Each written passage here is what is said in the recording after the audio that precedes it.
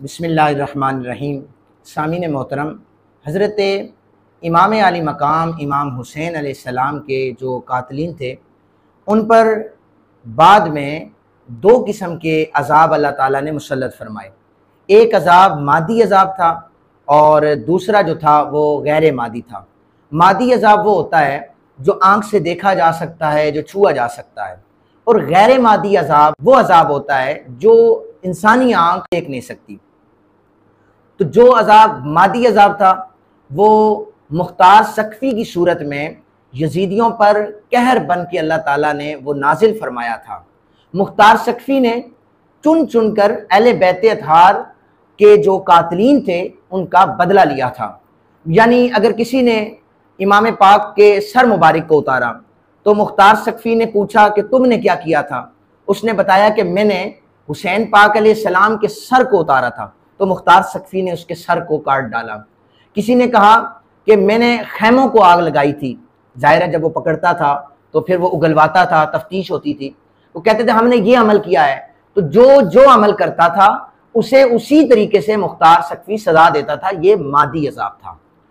और फिर बल्कि इमाम शोबी रहमतुल्लाह ताला अलैह ने लिखा है कि मैंने ख्वाब में देखा कि कुछ अरसा कबल मुख्तार सकफ़ी से कि आसमान से असलहा से लेस एक गिरोह उतर रहा है और वो कातिलीन इमाम पाक अलैहिस्सलाम का वो जो है उनका पीछा कर रहा है।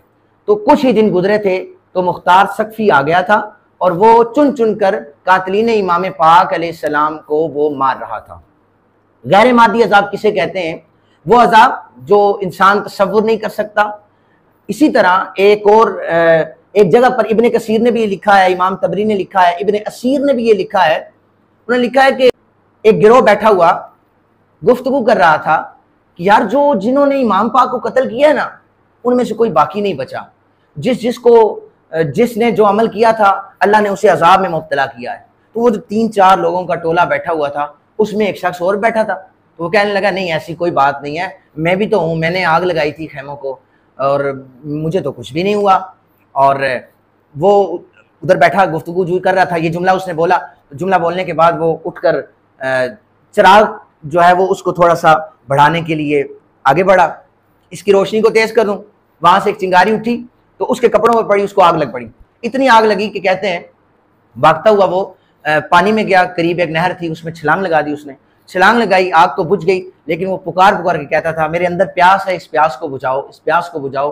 तो इब्ने असीर लिखते हैं, इब्ने कसीर ने लिखा है अल-बिदाया व निहाया में कि वो प्यास प्यास करता हुआ वो दुनिया से चला गया। फिर लोगों ने ये देखा कि ये भी वो शख्स था जिसने इमाम पाक अलैहिस्सलाम को तकलीफ पहुंचाई थी और अल्लाह ताला ने फिर इसे इस अजाब में मुब्तला फरमाया है। तो याद रखें, जिसने भी अहले बैत अतहार से करबला से लेकर क़यामत तक जो रसूल कायनात सल्लल्लाहु अलैहि वसल्लम की औलाद के साथ किसी भी किस्म की ज्यादती करेगा, नाइंसाफ़ी करेगा, तो अल्लाह वहदहु लम यज़ल की वो पकड़ में आएगा।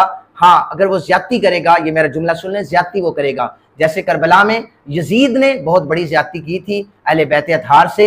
उसने नबी पाक सल्लल्लाहु अलैहि वसल्लम के पूरे ख़ानदान के साथ ये जुल्म किया था।